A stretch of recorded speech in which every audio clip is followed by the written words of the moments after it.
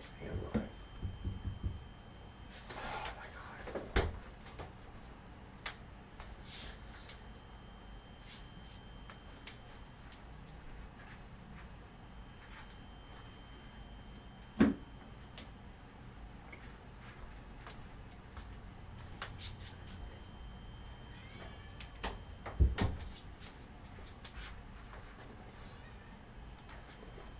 Good morning, ladies and gentlemen. The Hurricane Watching is here with your latest updates on the tropics. So as you can see right here, we are watching Invest 94L. It has been designated as Invest 94L by the National Hurricane Center, which means that they are now investigating this system. Also, the chances have continued going up for the 5-day. The 2-day has only gone up to 20%. And the 5-day has gone up from 50% from like 2 a.m. I think to 60% to the 8 a.m. advisory Eastern time. So this is what we're watching right now. It is starting to look a little bit better organized. I do want to talk about that just simply because this could be impacting the Lesser Antilles here in the next several days. As you can see by the models, more models are starting to notice and recognize the fact that this system could become something that we need to watch closely.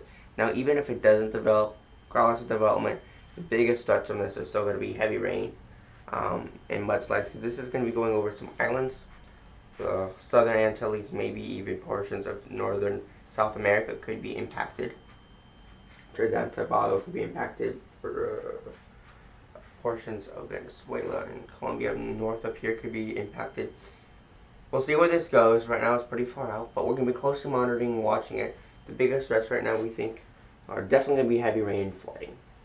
Now, if this has become a tropical storm before it makes landfall, then we could see, depending on how strong it gets, maybe we're starting to see.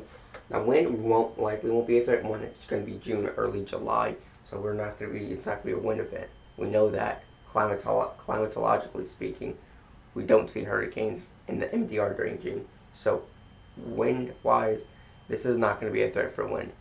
The biggest threats is flooding and mudslides and landslides are going to be the biggest threat, because these tropical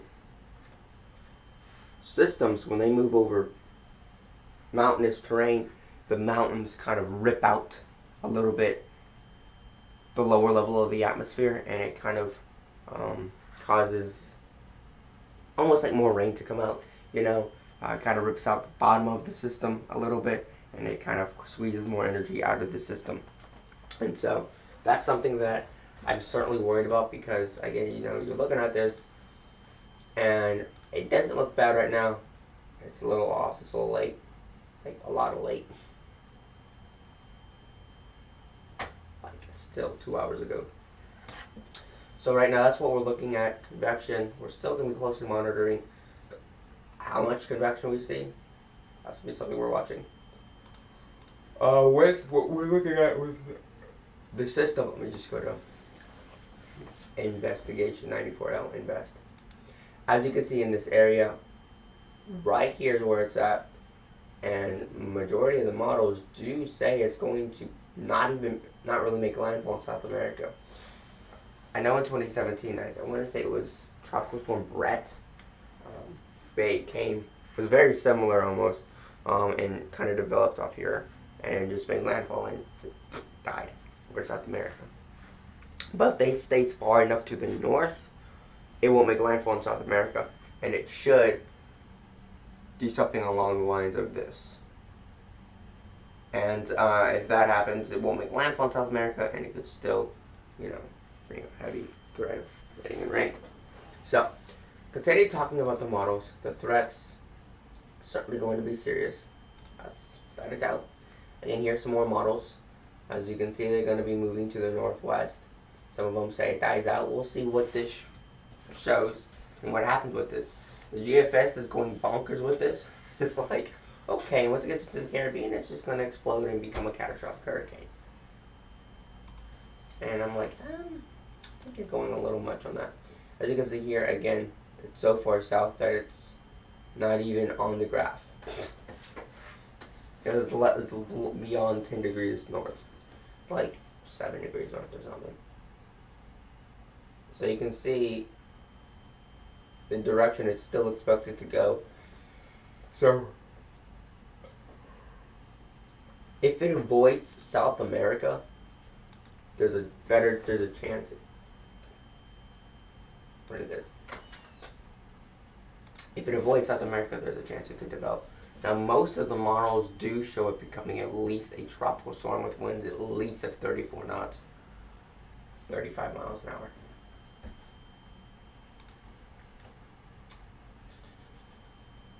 This is really what we're watching here right now. Don't think.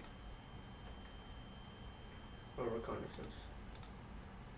Just wanted to double check. Okay. With this, as you can see, here is the latest update from the National Hurricane Center. I do want to kind of talk a little bit about this. Here's the latest satellite imagery of the system. As you can see.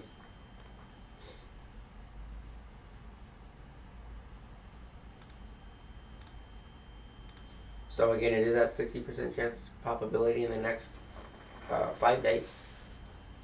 A tropical wave located over the far eastern tropical Atlantic continues to produce a large area of disorganized showers and thunderstorms. Environmental conditions appear conducive for development of the system over the next few days, and a tropical depression could form during the middle part of next week while it moves westward at 15 miles an hour over the tropical Atlantic and approaches the Windward Islands. Low, 48 hours, 20%, 5 days, 60%. But we're going to closely monitor this since the National Hurricane Center is like, well, this could actually develop into something, because that's what we're looking at right here. Not very, in my opinion, right now, we just need to watch its development stages because it's so far east right now. It's just so rare. Even the last time, I think this really is a sign. Mark Snyder really released a video and really put it great. You know, he was saying that the last time we've had really anything, I think one of the farthest eastern storms was in 1933, and it was like right here, and it actually became a hurricane as it came into the Caribbean, and that was one of the most most severe hurricane seasons ever. So with what we're seeing with this, I do think that this is a sign of things to come. 1933 had 6 major hurricanes, 11 hurricanes, and 20 named storms. And no, this will not be coming anywhere near Florida because of the Bermuda High. I do want to show y'all, I'm actually going to get out of this and go to WSV3 and kind of show y'all the high pressure. And what this is going to do is going to stay to the south, and it's going to go into the Caribbean.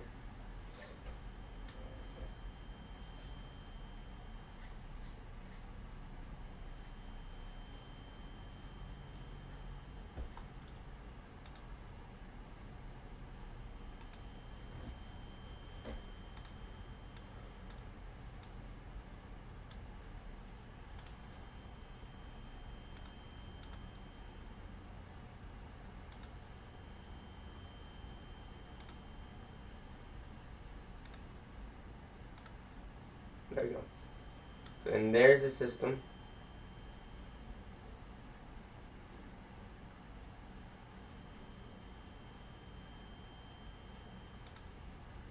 And then again, as you can see, these are the models of where the system is expected to go. As you can see, moving westward around this high area of high pressure. There is high pressure up in this area. And so you can kind of see it moving on the outside edge of where that high pressure is going to be, where the high pressure is affecting it.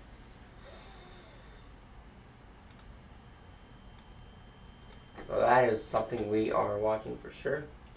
If we do go to the satellite imagery, you can see the fact that you can see where the 16, and then if we go to just traditional infrared,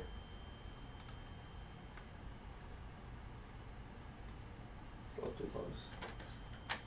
You can certainly see it is an area of disorganized thunderstorms and showers. Let me just put this into motion right quick. Right now, this is really just sort of too far out to even talk about the real super big impacts it's going to bring to the Windward Islands, because again, this is just so far out still. Literally, we just don't know the exact impacts, but we can get an idea that the biggest the biggest impacts are definitely going to be heavy rain and flooding. That's usually what they bring with these systems. Flooding is always what they bring all the time. We don't know if South Florida will get a hurricane this year. That's really just too specific. We can get an idea of what kind of hurricanes we'll get, if we will get, how many hurricanes we can get, an idea, but we don't know states exactly if they're going to get hit, because it's not how predicting storms works. We predict storms, we don't predict the future. So you can see it's a broad area of low pressure moving west-northwest. And so we're going to closely monitor what we watch with this system. Very, very, very interesting, given how far east this is. Really a rare phenomenon, a really rare thing to see. Seeing a system this far east is just something you don't see at all, honestly. So I'm going to continue talking about this. I'm going to look into this a little bit more, and then we're going to get right into the other stuff that we need to talk about, which is going to be, well, the severe weather. So I'm going to put this on pause, I guess. I'm going to do this, turn this off. Okay.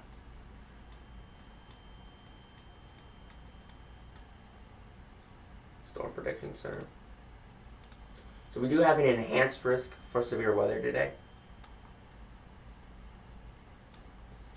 We're going to talk a little bit about the severe weather also.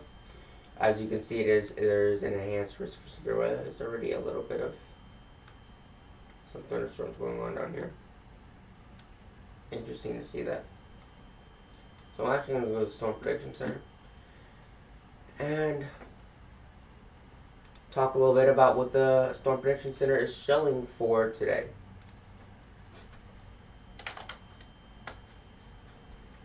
And then that's going to, just going to wrap this stuff up here with the Storm Prediction Center.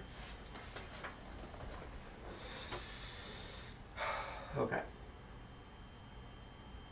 So they're saying there's an enhanced risk of thunderstorms across Eastern North Dakota and Northeastern South Dakota and Northwestern Minnesota. There's severe thunderstorms capable of producing wind gusts, severe wind gusts, very large hail, and a couple of tornadoes are possible across northern plains, upper Midwest region this afternoon into this evening. So really the biggest time of this is going to happen is going to be this afternoon going into this evening. This morning, there's really not a lot of daytime heating going on, and we're really not going to see that. Synopsis. There'll be a conflict upper. This just really explains everything going on. Meteorologically, it can be very, very confusing to explain this, because I don't even understand all of it, just because it's complicated. So right in this area, really where we're going to be watching, this entire area where they could actually get tornadoes in the yellow, but the orange,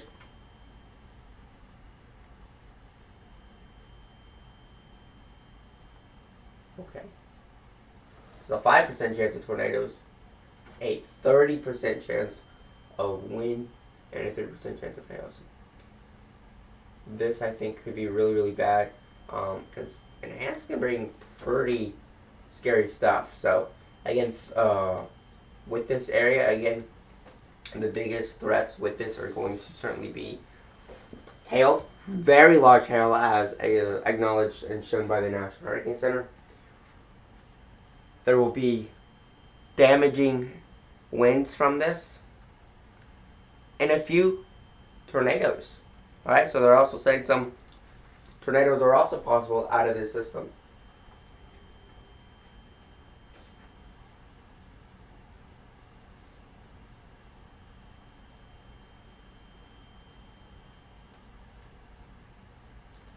Alright, we do have some tweets we do want to show y'all that the national, that we actually posted, so I'm going to get out of this. and go over to a Twitter.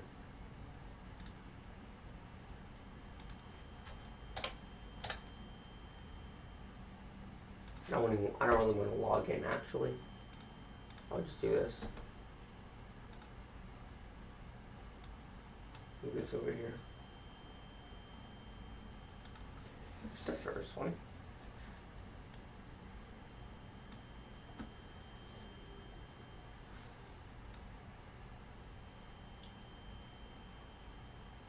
Second hour. That's fine. I don't care. So again, Invest 94L is organizing near the Cape Verde Islands and it has the potential to impact southern Lesser Antilles by Monday into Tuesday. So we're going to take a look at this. Alright? Sure. Please don't make me sign in.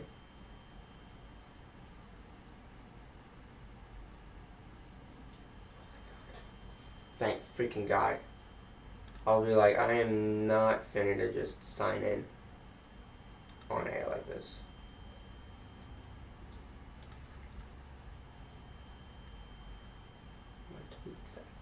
Oh, there we go.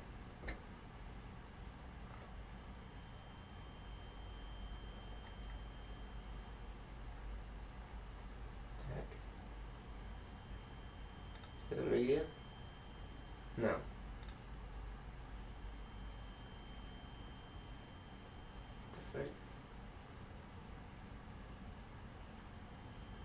I must be in the wrong.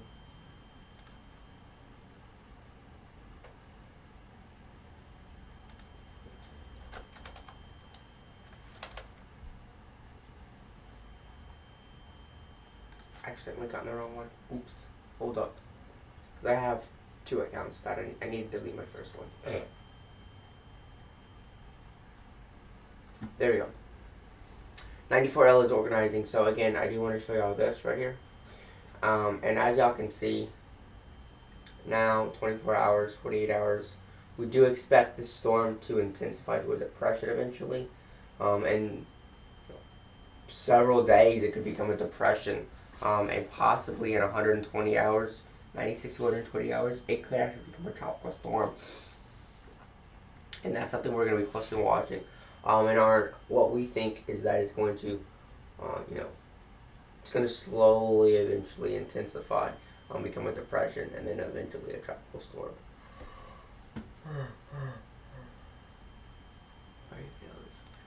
Right, next picture. This is the satellite imagery currently of Invest 94L, as you can see. Not a lot going on. As you can see, it's very, very broad. Nothing has really consolidated near an exact center. Just generally a very broad system.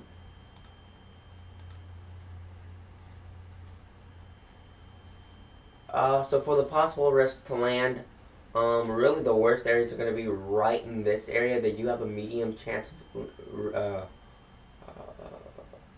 land impacts because they're going to be watching, they're going to be seeing the impacts from, if it does become a tropical storm. Now this is really going to be if it becomes a tropical storm prior to landfall,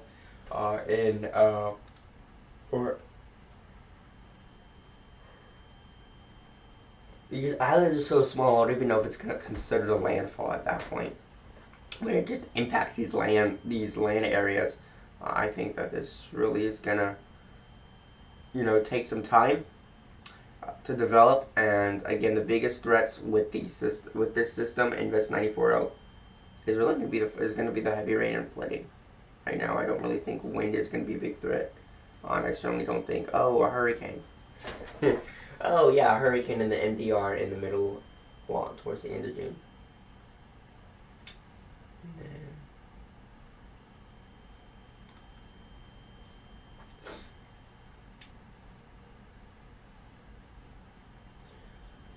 And then we also want to give one little update on Tropical Storm Celia. Again, it is slowly intensifying, and we do expect it to reach a high-end tropical storm, maybe even a hurricane. But no severe impacts to land are expected. Again, here's what we got with the track of Tropical Storm Celia. It's expected to intensify a little bit more. Has still the low end possibility of becoming a hurricane. It's actually at 60 miles an hour right now. And so it actually may reach 70 knots, or 70 knots, 60 knots, maybe even 64 knots, 65 knots. We'll see. We'll really watch the development of this. But really, the biggest impacts are going to be rip currents at this point.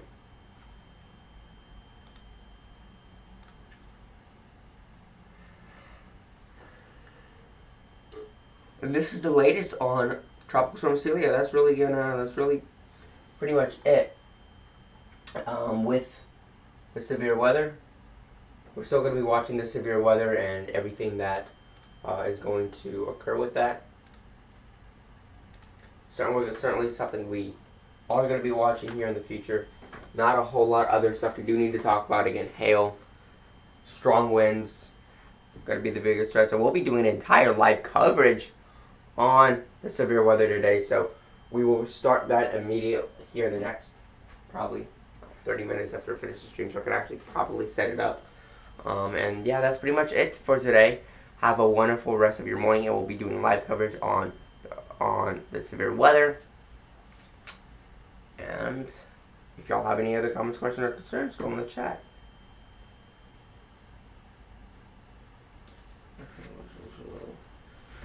Severe weather-wise,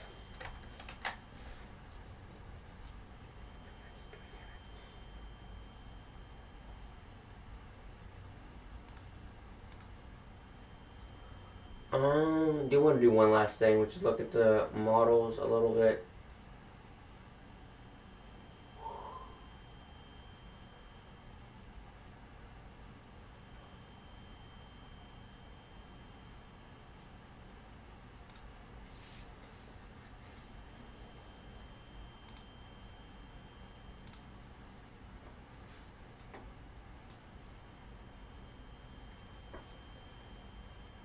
Okay, that works too, I guess. I don't know. I really only want to go in like 15 hours.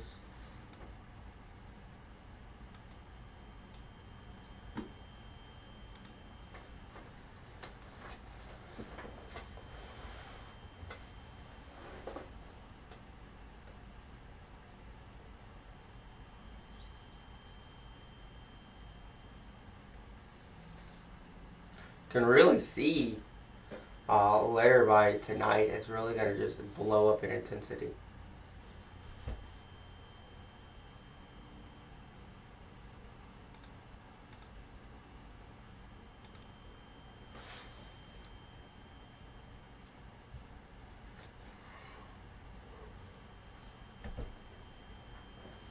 Yeah, that's, you can really see the heavy rain. There'll be lots of, there could be some flooding. That's also a possibility. I wouldn't be surprised. Why is this not going anything?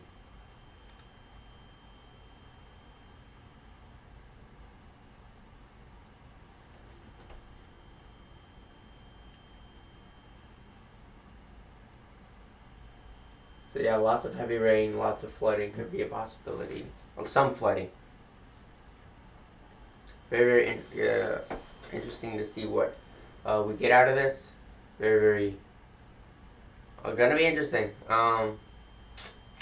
Yeah, we're gonna be watching this. We'll be doing updates on that. Probably gonna end this here. I need to get dressed. I gotta actually get ready for work, and I still need to get breakfast.